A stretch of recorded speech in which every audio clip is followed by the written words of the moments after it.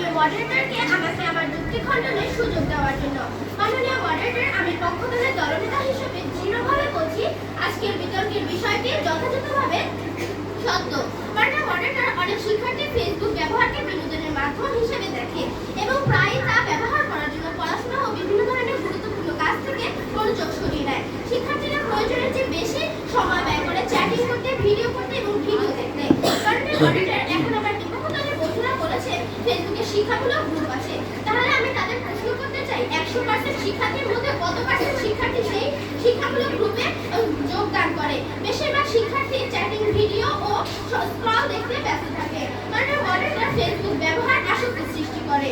অনেক শিক্ষার্থী এতে অতিরিক্ত সময় কাটায়, যা তাদের ঘুম, পড়াশোনা এবং সামাজিক জীবনকে কেড়ে নেয়। মাননীয় মডারেটর, তখন আসক্তি, মানসিক চাপের অভাব থাকে না।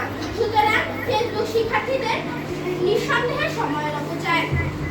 বিপক্ষ দলের বন্ধুরা বলেছে ফেসবুক শিক্ষার মাধ্যম। ফেসবুক কোনো শিক্ষার মাধ্যম নয় মাননীয় মডারেটর, কারণ ফেসবুকের ব্যবহার শিক্ষার্থীকে তার লক্ষ্য থেকে সরিয়ে ফেলে, শিক্ষার্থীর মনোযোগ নষ্ট করে। মাননীয় মডারেটর, শিক্ষামূলক গ্রুপের কথাই ধরুন না, সেগুলোর মধ্যে অনেক মিথ্যা খবর বা অপ্রয়োজনীয় তথ্য থাকে, যা শিক্ষার্থীকে তার লক্ষ্যের দিকে পৌঁছাতে বাধা দেয়। একজন শিক্ষার্থীর জীবনে একটি লক্ষ্য থাকে, সেই লক্ষ্য যদি মরে যায় তাহলে তার জীবনে বাঁচা অনেক কষ্টকর হয়ে যায়। মাননীয় মডারেটর, আমরা তাদের প্রশ্নের যথাযথ উত্তর দিয়েছি, তারা আমাদের প্রশ্নের এখনো যথাযথ উত্তর দিতে পারেনি।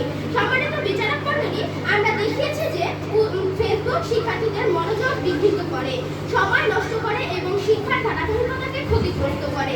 এটি শুধু সময় অপচয়, কোনো শিক্ষামূলক অ্যাপ নয় মাননীয় মডারেটর। তাই আমরা দৃঢ়ভাবে বলছি ফেসবুক শিক্ষার সহায়ক নয়, বরং শিক্ষার্থীর সময়ের শত্রু। ধন্যবাদ মাননীয় মডারেটর, বিচারক মণ্ডলী ও উপস্থিত সবাইকে। সত্যকে যতই ঢেকে রাখা হোক, সত্য সবসময় জয়ী হয়, আর সত্য হলো ফেসবুক শিক্ষার্থীদের জন্য সময়ের